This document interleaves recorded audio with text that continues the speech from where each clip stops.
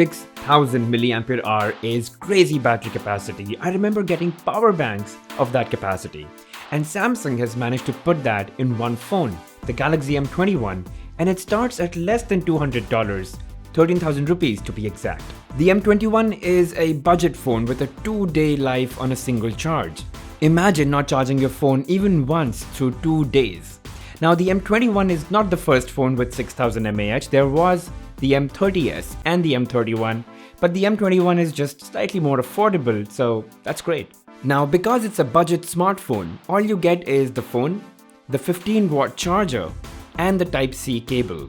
No earphones, no plastic case or no rubber case to go with the box. But despite this massive battery, it is surprisingly light. Undoubtedly, it is a bit on the chunkier side, but if you need that battery capacity, this is as good as it can get. It's all plastic at the back and that keeps the phone light in weight, but it does lower the overall build quality of the phone. But then that's a great way to keep the price of this phone low. It's definitely a fingerprint magnet, so I highly suggest you get a case. The bezel is a bit thick at the bottom, but otherwise fairly slim on the top and the side edges. The entire M series has a physical fingerprint sensor at the back, and so does the M21. Headphone jack is still present and Type-C port for fast charging. But I would have really preferred if Samsung could have included a 25-watt fast charger instead of the 15-watt. 6000 milliamps is a lot of battery capacity and can take very long, 2 to 2.5 hours for 0 to 100%. Having a fast 25-watt charger would have helped bridge that gap faster. It's 6.4 inches of display, which is big, and that can make one-hand use a bit difficult if you want to reach the edges. The phone can support 2 SIM cards and 1 microSD card expandable up to 512 gigs, all 3 of them simultaneously, and that's brilliant. And guys, just a small request, if you're enjoying watching my videos, take a moment, pause the video, subscribe to my channel and hit that bell icon. It really helps me grow and sustain the channel. Now the phone is not water or dust resistant, but most phones today are to some extent, so a few splashes of water will probably not do anything to the M21. Overall, for less than $200 or for 13,000 rupees, the overall design and aesthetics are well worth it. And now let's talk about the display. It's 6.4 inches of Super AMOLED. It's bright, it's vibrant, and probably the best display you can get in this price segment. In fact, it is good enough to compete with most phones, even in the slightly higher price brackets. The screen is easy to use even outdoors in brightest of sunlight. So if you're someone who commutes during the day and want a phone that's bright, the M21 is perfect given its battery life and the bright display. And with a big screen like that, watching videos for hours is a bliss, especially with that 6000 mAh battery. When it comes to the software, there's nothing new here except it comes with the latest One UI 2.0 layered on Android 10.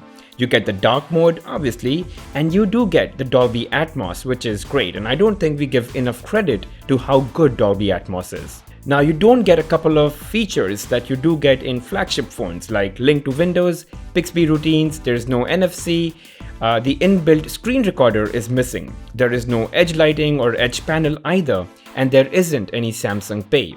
And those are features that you get some of in Galaxy A series, and you get all of those in the Galaxy S and the Note series. So yeah, this is the M series and they've held some features back. And now let's talk about performance. See, it's got an octa-core Exynos 9611 processor with 4 gigs or 6 gigs of RAM, but that's decent at best. You can't expect this phone to be super smooth and super fast. It's just not gonna happen. But rest assured, it can multitask and it can, open apps and close them fairly quickly. It's just not going to be, super quick. What I mean is, let's say you're installing and launching a game. It may take time to do so. But once that's done, your gameplay would be pretty good. You won't experience a lot of lag or frame drop. You'll be able to play pretty well, and especially on that massive 6.4-inch display and that battery. There's also built-in AI Game Booster that is responsible for optimizing the phone for smooth gameplay, and that octa-core processor with 6 gigs of RAM will do its best to ensure that you have no hiccups while gaming. But do not buy this phone thinking you're gonna get great performance. It's not meant for that. Okay, about that giveaway, all you have to do is subscribe to my YouTube channel, follow me on Instagram, and there's a post on M21 giveaway there. Just comment there why you won the phone. I'll pick a winner at random and I'll announce in, let's say, about 10 days. And coming to the camera, you get a triple camera system, a 48 megapixel lens, an 8 megapixel ultra wide lens, and a 5 megapixel depth sensor. Now here are some shots that I took using the primary lens, using the regular 12 megapixel mode. And I have to say the photos are really good for a phone that costs just rupees 13,000. I'm going to make all of these photos available for you to download, and you can judge the quality on your own. You can switch to ultra wide lens, and let's assume this was the primary picture. This is what you get with the ultra wide lens. So just a side to side comparison. On the left you have the regular lens, and on the right you have the ultra wide lens, and you can see that the ultra wide lens actually also has better dynamic range. So I'm really impressed. Again, this is the primary lens, and this is what you get with the ultra wide lens. Landscape photography is so good with this lens.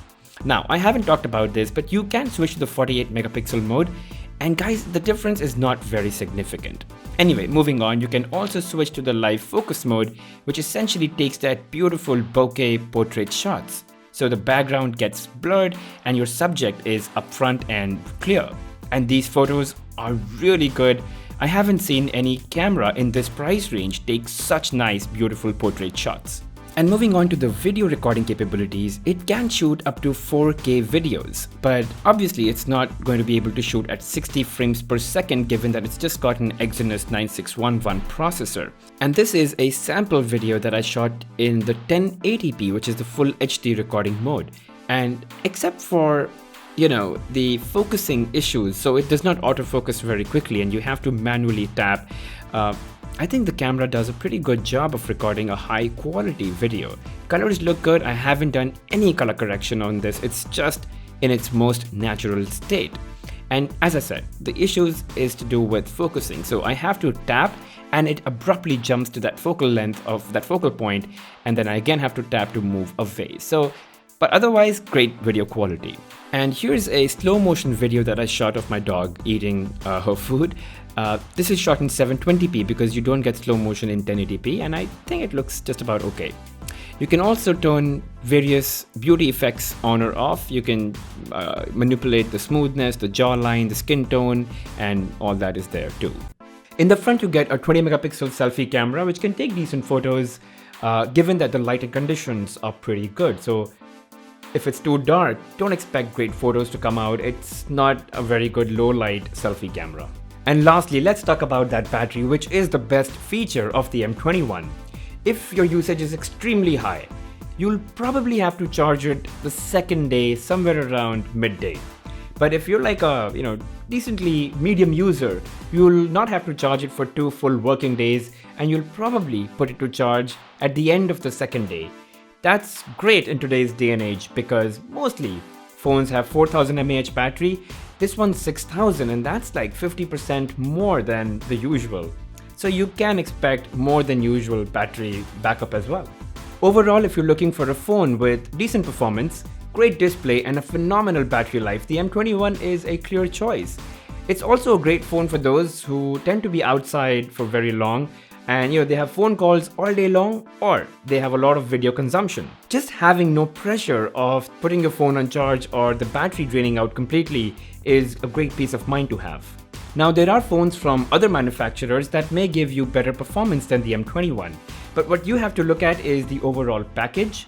If a good display and that crazy battery is important to you, then overall, I think the M21 might make more sense. But if performance is of utmost importance to you, then you can definitely look at some other phones in the same price segment. But for 13,000 rupees, the overall package that the M21 offers is a great one. Anyway, that's it from me, guys, on the Galaxy M21. If you've got any questions, feel free to comment them in the section below. As always, don't forget to subscribe and hit that like button. I'll see you in the next one.